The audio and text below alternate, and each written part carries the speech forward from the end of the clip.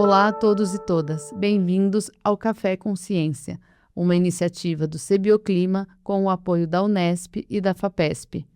Aqui falaremos sobre ciência, biodiversidade e mudanças climáticas.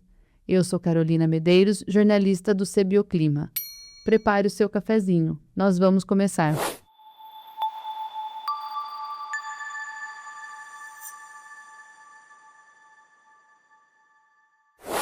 Sejam bem-vindos a mais um episódio do Café Consciência, o podcast do CBioclima.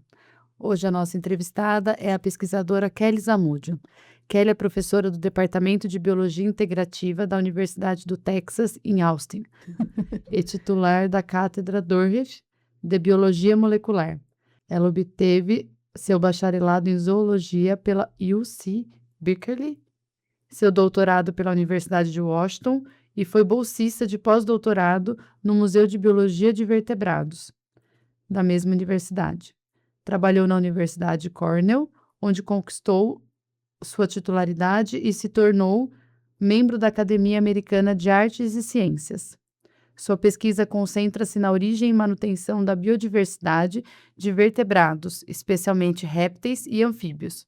Seu laboratório integra pesquisa de campo em biologia populacional, demografia e mudanças de habitat, com pesquisa laboratorial sobre os fundamentos genômicos da diversificação populacional, especiação e genética da conservação.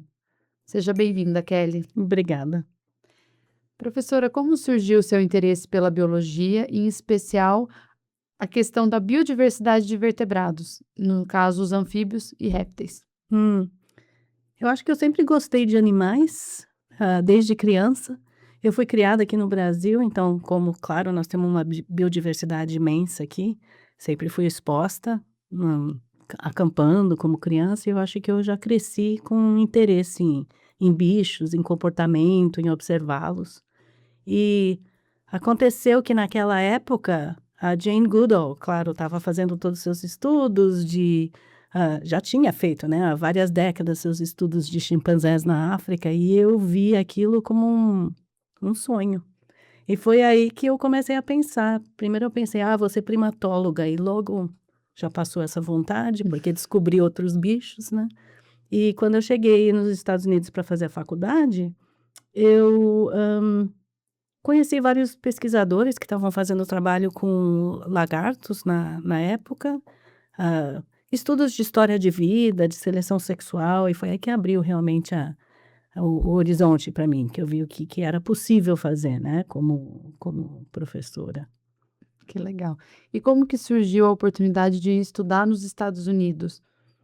Sim. Então, eu sou um pouco do meu histórico, né? Eu nasci nos Estados Unidos, a minha mãe é americana, o meu pai é peruano, mas quando eu tinha só 3, 4 anos, a gente se mudou para o Brasil, por causa do trabalho do meu pai. Então, eu fui criada em São Paulo. Então, por mais que, né, o Brasil se sinta como o meu país, na verdade, eu sou americana. Quando eu voltei, então, o plano era para voltar para fazer a pós, acabei voltando para fazer a graduação, aí depois fiz um PhD lá também, acabei ficando como postdoc e agora como professora. Legal. E a sua pesquisa, ela integra as áreas de genética, evolução e conservação. Você poderia explicar como que se dá, né, como que essas 3 áreas se conectam, né, e geram a sua pesquisa principal? Bom, a genômica é a ferramenta, né? Certo. O estudo realmente, assim, conceitual é sobre evolução, e evolução, no meu caso, da diversidade que a gente tem no mundo, até a nível global, né? Essa diversidade tem origem por causa daqueles mecanismos evolutivos, e a genômica nos dá uma oportunidade de tentar entender exatamente como esses mecanismos funcionam. Eu acho interessante pensar na conservação, porque, por um lado, você tem mecanismos evolutivos criando biodiversidade, e a conservação é só o outro lado da moeda. A conservação é tentar entender os mecanismos que estão criando a perda dessas espécies, né? E a genômica ajuda nos dois. Ajuda a entender os mecanismos que levam à especiação, à diversificação, à adaptação das espécies, E a genômica também nos ajuda a entender os processos que podem causar que essas espécies, então, se tornem vulneráveis, né? Vou dar um exemplo bem simples. Quando a gente estuda a diversificação, uma das coisas que a gente olha é fluxo gênico, né? Quando duas populações ou duas linhagens se separam e param de, de trocar genes, aí elas vão, por razões de evolução, se separando e talvez, eventualmente, virem uma espécie. Quando a gente tem uma espécie que está ameaçada e fica bem separada as populações, também você pode ter exatamente o mesmo processo de a falta de fluxo gênico e que agora, nesse caso, começa a ameaçar cada uma dessas populações. Entendi. E os avanços recentes da genômica, como que eles impactam, né, os estudos da biodiversidade? Os avanços tecnológicos, você diz? Isso. Nossa, eu acho que no começo da minha carreira, se tivessem falado para mim o que eu ia ver quanto a esses avanços, eu não poderia ter predito isso, né? Tem sido muita coisa nos últimos 15 a 20 anos. Nos últimos 10, então, a quantidade de informação que a gente consegue gerar, assim, o que a gente chama lá nos Estados Unidos de Big Data, né? Assim, são dados a níveis de milhões de pedaços de dados de muitas espécies, né? Essa variação, esses avanços tecnológicos têm ajudado muito, não só com a quantidade de dados, mas com os tipos de dados que a gente consegue agora sobre biodiversidade.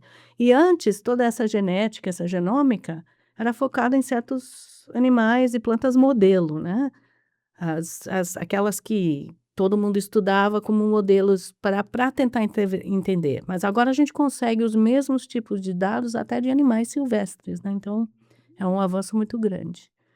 Então, eu acho, usando esses dados agora de populações naturais, a gente consegue muito mais informação sobre o que está moldando a variação genética e o seu potencial também para resistir, por exemplo, a mudanças climáticas, a mudanças antrópicas.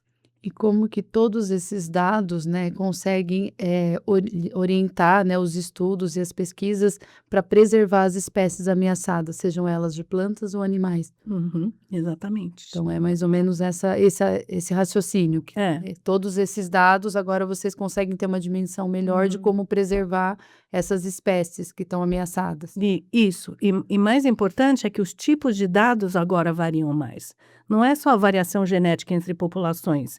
Aqui tem tanto de variação genética, essa outra população tem tanto. Agora a gente tem dados que nos dão, por exemplo, o potencial de respostas funcionais. Então, por exemplo, se o clima muda e de repente fica mais quente, até onde uma espécie tem a capacidade de responder evolutivamente a essa mudança climática, né?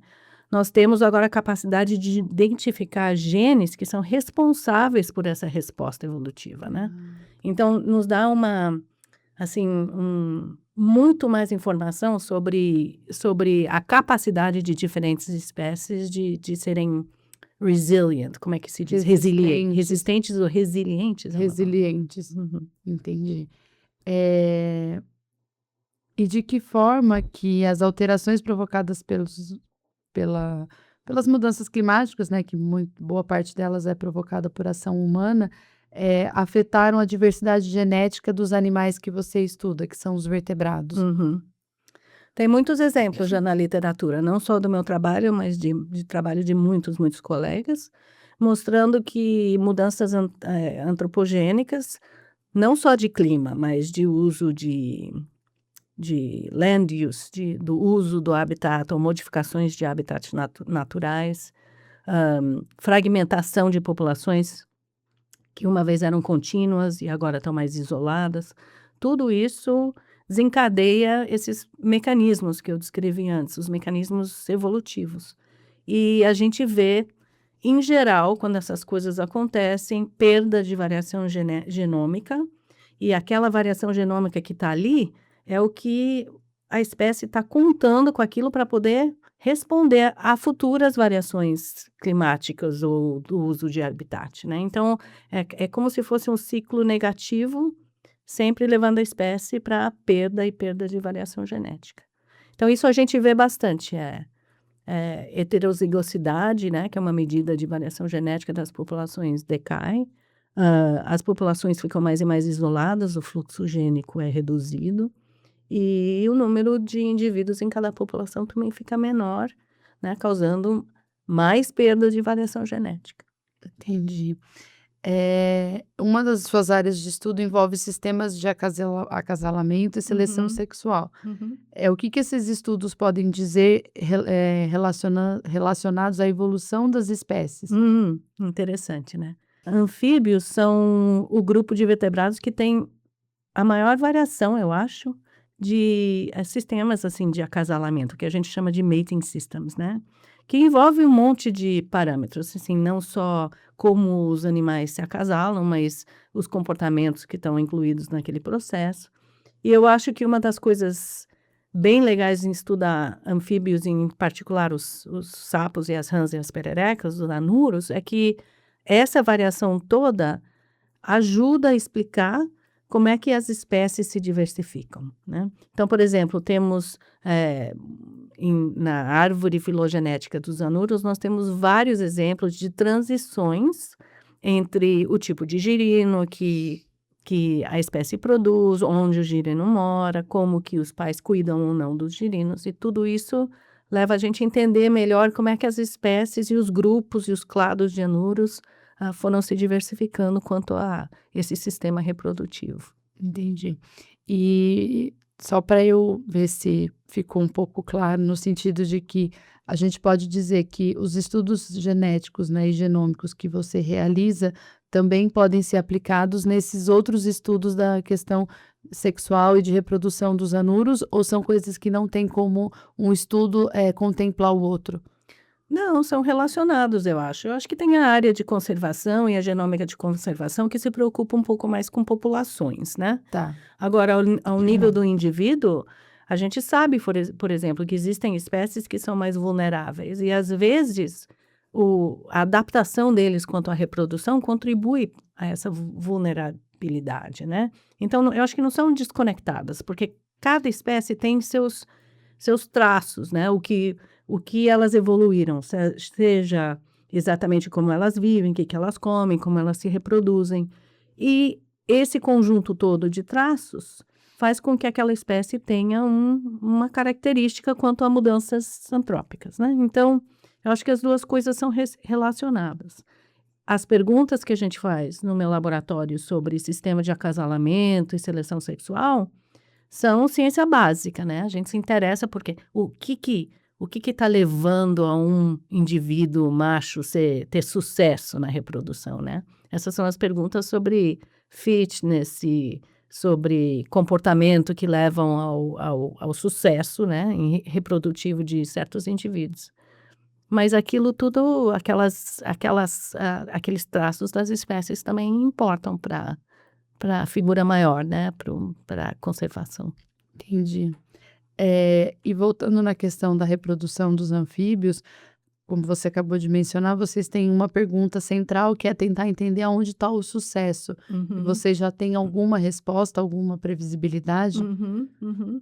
Eu tenho vários, nós já temos vários papers publicados em colaboração com o professor Célio Haddad, né, que já há muitas décadas a gente anda trabalhando nisso. A especialidade dele, é anfíbios, mas também aqui do Brasil, mas também ele tem um interesse grande em comportamento, em modos reprodutivos, e foi uma das primeiras pessoas a descrever a variação que existe aqui no país. Então, há uns anos atrás, a gente, por curiosidade, começou a procurar várias espécies que tinham modos reprodutivos interessantes, onde se poderia ver alguma coisa interessante quanto ao conflito entre machos, a escolha das fêmeas. Temos várias espécies onde a gente já documentou, usando a genômica, quem é que está tendo sucesso. A gente faz basicamente um pedigree da população para descobrir qual macho que tem o sucesso e quais que são os caracteres daquele macho que dão o sucesso a ele. E nós já descobrimos várias coisas interessantes. Fizemos um trabalho com, rã de vidro, que é da uma família que chama Centrolenidae, e as rãzinhas de vidro, o macho cuida da desova. Ele fica ali na folhinha cuidando. E a gente sabe que tem um aumento de fitness, maior sucesso reprodutivo, quando o macho cuida da desova. O que a gente descobriu é que uma vez que já existe uma desova ali na folhinha do macho, é muito mais provável que outra fêmea venha e coloque uma segunda Olha. desova. Então tem assim esses comportamentos de escolhas que tanto os machos estão fazendo como as fêmeas estão fazendo, que são ditadas pelo sucesso reprodutivo, né, pelo fitness, e a gente descobre como isso está ocorrendo através de usar a genômica para descobrir os relacionamentos entre os indivíduos. Que legal.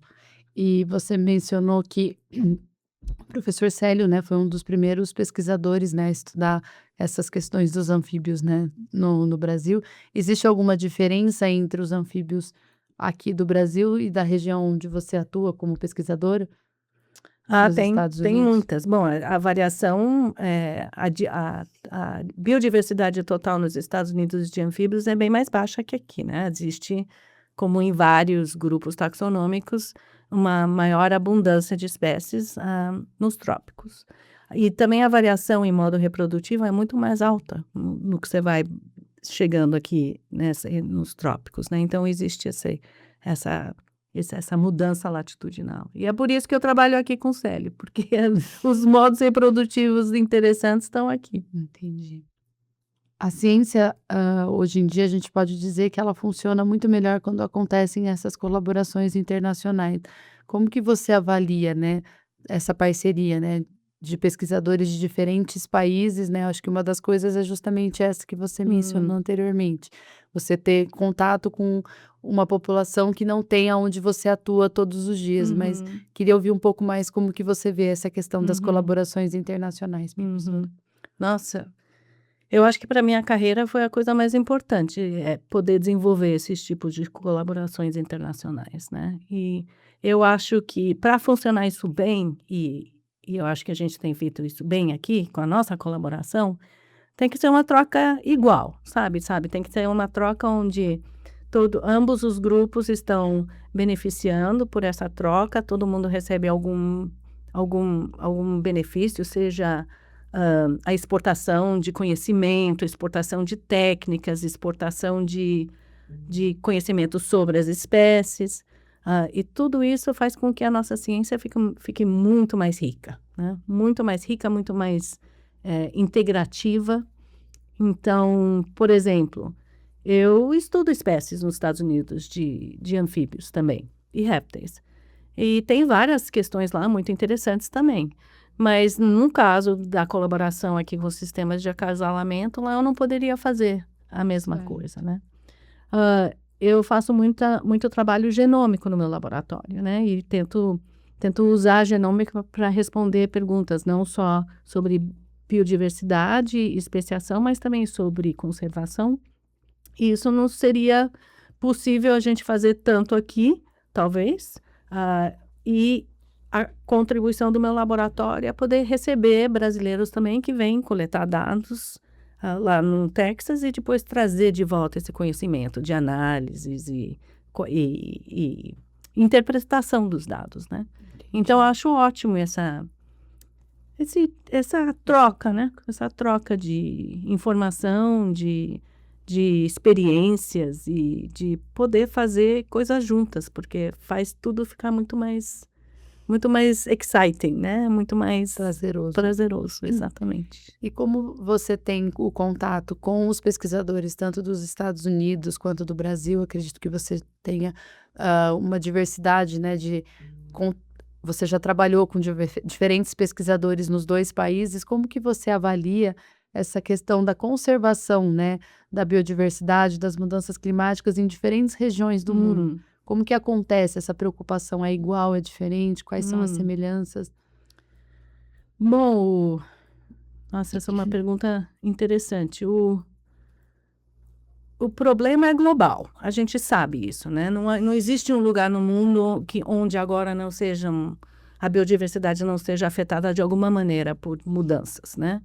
A gente chama, eu gosto de chamar essas mudanças não só de mudanças climáticas, porque não é só o clima, né, mas são o que eu chamo de global stressors. que são antropogênicos, né? Qualquer fator que estresse biodiversidade, que tem uma origem antropogênica, é parte desse desafio global que a biodiversidade tem.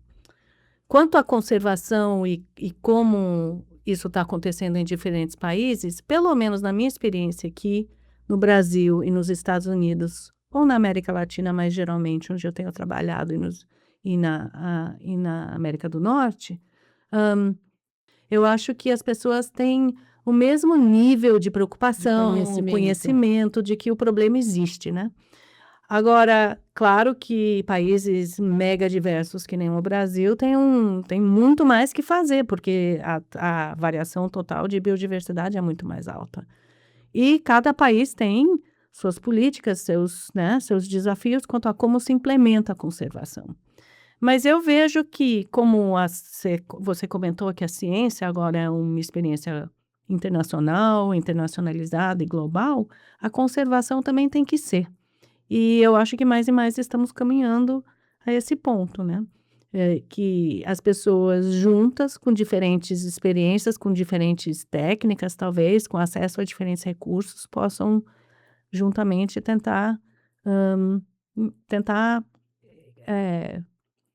resolver esses problemas. Certo.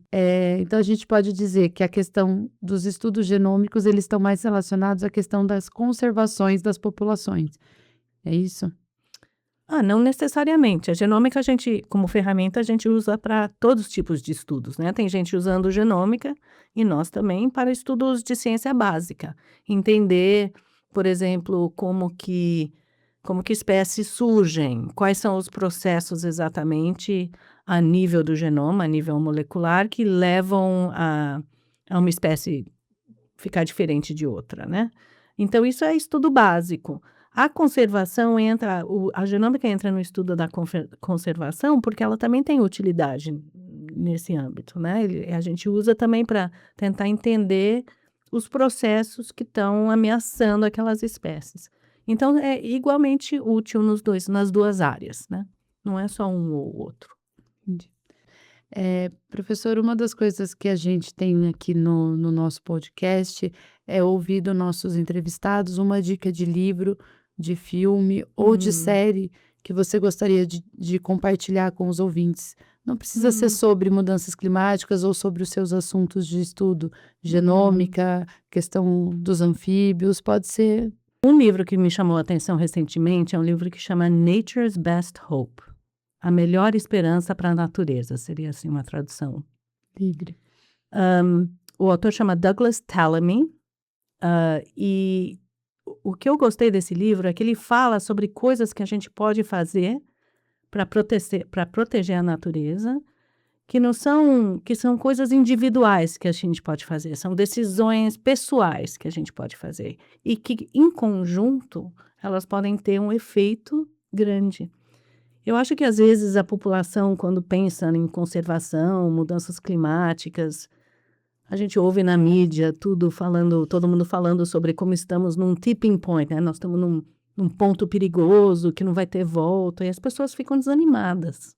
O que eu gostei desse livro é que o autor, o Tallamy, diz: olha, se cada um de nós tivesse um jardinzinho, onde a gente plantava espécies nativas, onde a gente tentava criar um habitat para espécies que estão procurando onde botar um ovo, uma borboleta, que se juntar todos esses jardinzinhos, você chega numa área de um tamanho de um parque nacional. Então, eu gostei muito disso, porque ele enfoca muito em atos pessoais, né? E coisas que você pode fazer individualmente. A minha irmã, que mora em Miami, ela não é bióloga, não estudou biologia, mas ela se inspirou e fez um jardim, um butterfly garden, um jardim de borboletas. E ela foi lá, comprou um monte de espécies nativas. No começo as coisas não davam certo, as borboletas não vinham, teve que comprar borboleta lá num lugar e colocou, não sei o quê, mas no final ela acabou achando e agora ela tem um jardim, não é imenso, o tamanho dessa sala, mas é um jardim que providencia recursos para um monte de borboletas nativas da Flórida. Você senta lá no jardim dela e você fica olhando, é lindo, né. Gostoso. E é uma coisa pessoal, né, não é ninguém teve que criar um parque nacional, se todos os vizinhos se inspirassem, quem sabe. Ai, que legal. Kelly, quero muito agradecer a sua participação aqui no podcast. Foi ótimo, agradeço o convite. Estou gostando muito de ver o que o seu Cbioclima está fazendo com os podcasts, e a comunicação da ciência. Obrigado por ouvir o Café Consciência. Nos acompanhe na página do Cbioclima, pelo YouTube e também pelo Instagram, @Cbioclima. Tem episódio novo toda primeira terça-feira do mês.